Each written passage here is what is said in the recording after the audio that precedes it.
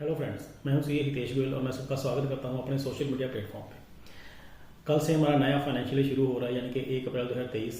हम सब bank audit में बिजी हो जाएंगे और हमारे आज के इस वीडियो का टॉपिक भी बैंक ऑडिट है। हमने जीएसटी इन बैंक ऑडिट को 2 पार्ट्स में डिवाइड किया है। पहले वीडियो में हम डिस्कस करेंगे GST in bank audit with respect to ITC and output liability, और दूसरे वीडियो में डिस्कस करेंगे RCM under GST in banks. तो पहले वीडियो में जीएसटी इन बैंक ऑडिट्स में हम जैसे बात करें इनपुट टैक्स की, तो इनपुट टैक्स क्रेडिट लेने के लिए बैंक के पास 2 ऑप्शन होते हैं।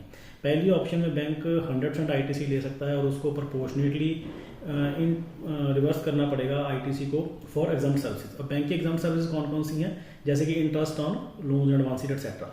तो जितना बैंक आईटीसी लेगा 100% आईटीसी क्लेम करेगा, उसको proportionally in ratio two exempt services versus total turnover में उसको रिवर्स करेगा, और बाकी आईटीसी जो उसका निकल के आएगा उसको वो क्रेडिट ले सकता है। और दूसरी ऑप्शन बैंक के पास है कि वो सारे आईटीसी का फ्लैट 50% क्रेडिट ले ले, 5051 क्रेडिट ले ले, और उसको फिर वो कंपल्सन कैलकुलेशन में पढ़ने की जरूरत नहीं है। जो calculation exempt services versus other adjusted turnover etcetera में उसको कैलकुलेशन करनी पड़ती है। तो ये 2 ऑप्शन में से बैंक कोई भी ऑप्शन अवेल कर सकता है आईटीसी क्लेम करने के लिए। तो इसमें कुछ कंडीशंस हैं। सबसे पहले तो हर बैंक को ये ऑप्शन साल के शुरू होने से पहले अवेल करनी पड़ेगी, और वो ऑप्शन पूरा साल सेम रहेगी। एक बार एक ऑप्शन अवेल कर ली तो वो पूरे सारे के सारे साल के 12 महीने चारों क्वार्टर सेम ऑप्शन अवेल करेगा, और उसको वो ड्यूरिंग द ईयर चेंज नहीं कर सकता। हाँ, नेक्स्ट फाइनेंशियल से वो फिर चेंज कर सकता है। और ये जो आईटीसी होगा, जो हमने बात करी कि उसको आईटीसी 50% लेना पड़ेगा, है ना, जैसे कि फ्लैट 50% क्लेम कर सकता है, तो फ्लैट 50% तो क्लेम कर सकता है, बट जो आईटीसी उसकी ही डिस्टेंट पर्सन ने, या जैसे सेम पैन होल्डर के अदर जीएसटी नंबर ने उसको इशू इनवॉइस रेज किया हो, एक ब्रांच ने दूसरी ब्रांच को इशू किया हो, हेड ऑफिस ने ब्रांच ऑफिस को किया हो, या ब्रांच ऑफिस ने हेड ऑफिस को किया हो, तो उस आईटीसी का 100% क्लेम मिलेगा, चाहे उसने 50% वाली ऑप्शन अवेल कर रखी हो। तो same PAN holder, same PAN के बीच में अगर कोई जीएसटी ट्रांसफर होता है from one state to another, या from one GST number to another GST number with same PAN, तो वो 100% आईटीसी क्लेम कर सकता है।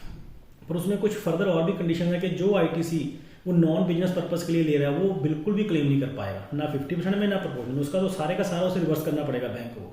अगर बैंक कोई ऐसी सप्लाईज परचेज कर रहा है जो नॉन बिजनेस पर्पस के लिए यूज हो रही है, तो उसका वो आईटीसी नहीं ले पाएगा। और जो ब्लॉक्ड क्रेडिट है अंडर सेक्शन 17 सब सेक्शन 5 में, उसका भी उसको 100%, वो तो वैसे ही ब्लॉक आईटीसी है, तो उसका आईटीसी भी नहीं ले सकता, चाहे वो 50% के ऑप्शन में जा रहा है। तो ऐसा नहीं है कि 50% के ऑप्शन में जाने करके मैं ब्लॉक्ड क्रेडिट भी ले लूंगा, या ऐसा आईटीसी भी ले लूंगा जो नॉन बिजनेस पर्पसेस के लिए, तो ये आईटीसी वो फिर भी नहीं, बैंक नहीं ले पाएगा। तो ये चीज़ें हमें ध्यान में रखनी पड़ेंगी for from ITC point of view, जो आईटीसी जब हम उसको चेक करेंगे। और उसके बाद जब हम, ये तो हो गया इनपुट टैक्स की बात, उसके बाद जब सर्विसेज की, आउटपुट सर्विसेज की बात करें, तो बैंक की सर्विसेज कुछ सर्विस टैक्सेबल है, कुछ उसकी एग्जाम्प्ट या नॉन टैक्सेबल है।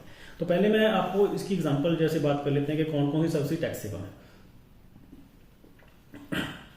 तो सबसे पहले टैक्सेबल सर्विस में processing fees on loan, documentation charges, ledger folio charges, demand draft charges, services provided to Reserve Bank of India, issuance of bank statement charges, stop payment charges, standing instruction charges, inspection charges, bank guarantee commission charges, issuance of LC, credit card services, intermediate services, loan take over transaction service charges, sale of repossessed assets, charges on check bouncing. These are few examples which bank is providing services, and these services are taxable under GST. तो इन सब पे GST bank charge करेगा और further उसको GST जमा करवाएगा।